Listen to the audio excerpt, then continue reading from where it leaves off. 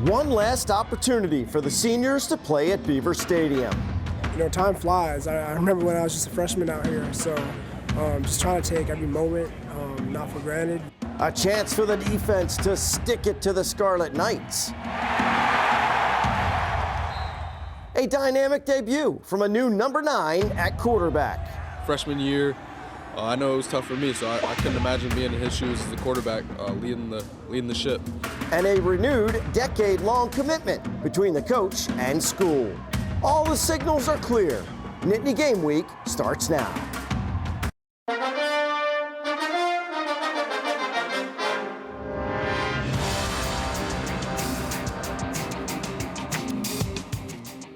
Hello, everyone, and welcome to Nittany Game Week. I'm Todd Sadowski. Thankful to have all of this football brain power to my left, Jay Paterno and Tom Bradley. Hope everyone had a happy Thanksgiving and enjoying a feast of football this weekend. Gotta love this time of the year, guys. Yeah, a lot of, it's football Thursday, football Friday, football Saturday, and then NFL football on Sunday and Monday.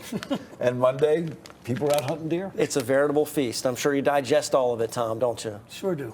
All right, very good. So we got some football to talk about with Penn State and Rutgers, defensive domination, very special teams leader, and a new number 9 emerges as quarterback in our opening drive.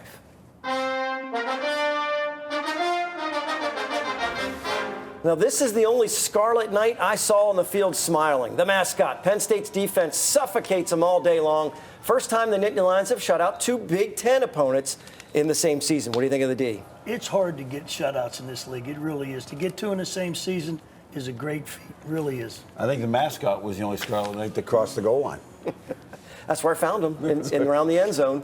But you can see they shut down completely any kind of running game. The quarterback wasn't very quick anyway, but couldn't throw the ball, couldn't run the ball. It was just total domination, guys. Yep, no doubt. And we'll talk a little bit about the special teams, but field position was huge for Penn State's defense.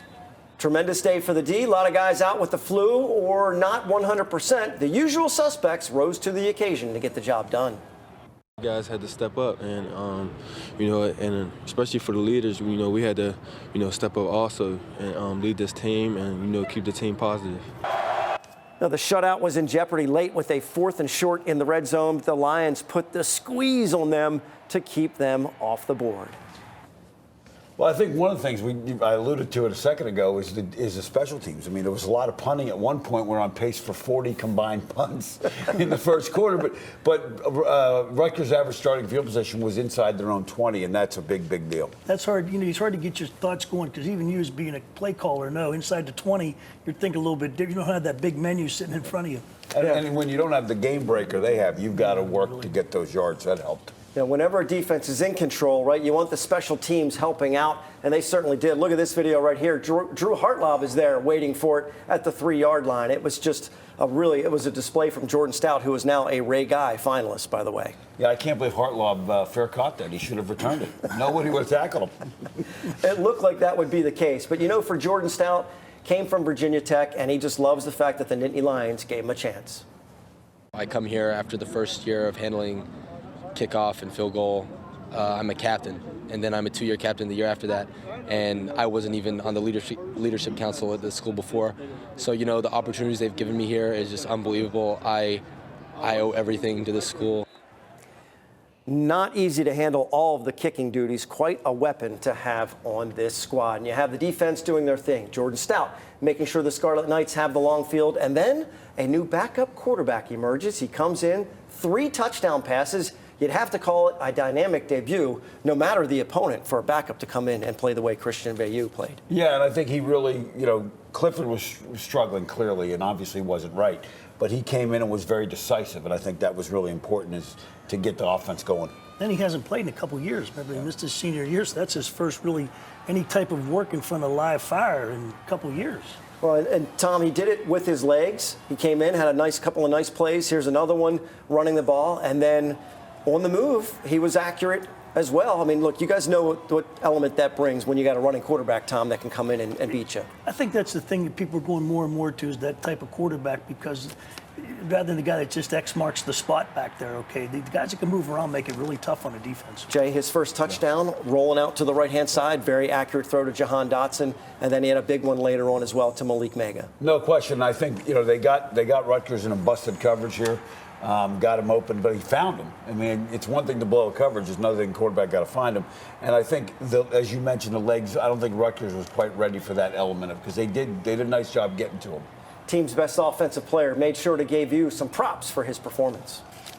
It's a tough job coming out here, playing in front of a lot of people. Your freshman year, I know it was tough for me, so I couldn't imagine being in his shoes as the quarterback, leading the ship.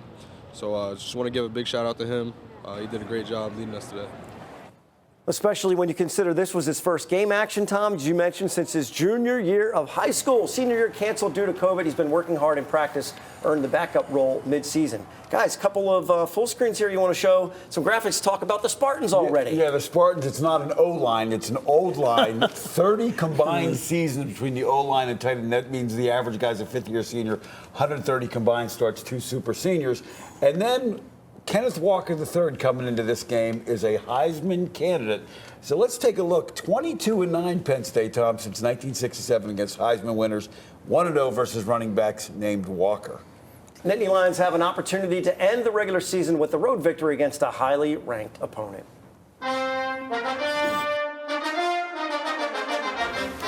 Plenty of candidates for this week's scrap medal. Only one obvious choice as we honor the passing of a Penn State national champion and courageous fighter, former fullback Steve Smith, who succumbed to ALS at the age of 57 after a long battle.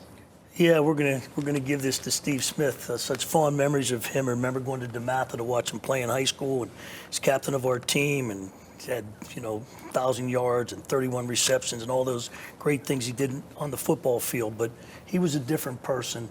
And heaven just got themselves one heck of a fullback and one heck of a person in Steve Smith. I also want to talk about Tim Shaw, too, doing his battle. There's Tim, 2006 academic All-American at Penn State. He's from high school up in Michigan. But there's a guy who gave everything to people. Two mission trips to Costa Rica, 2 mission trips to Haiti. He did the Best Man Tim nonprofit organization, okay? They named the stadium after him up there at his high school, Shaw Stadium. And Tim's motto was, live your best life today and enjoy every little blessing. And he's another phenomenal person. Great honor. Well done, guys. All right, so coming up next, we're scouting the Spartans. Our coaches show us what the Nittany Lions need to do to stop Michigan State in all 3 facets of the game. Tom Bradley's Scrap Medal is sponsored by Team DUI, creating a safer and healthier environment for everyone in the Commonwealth.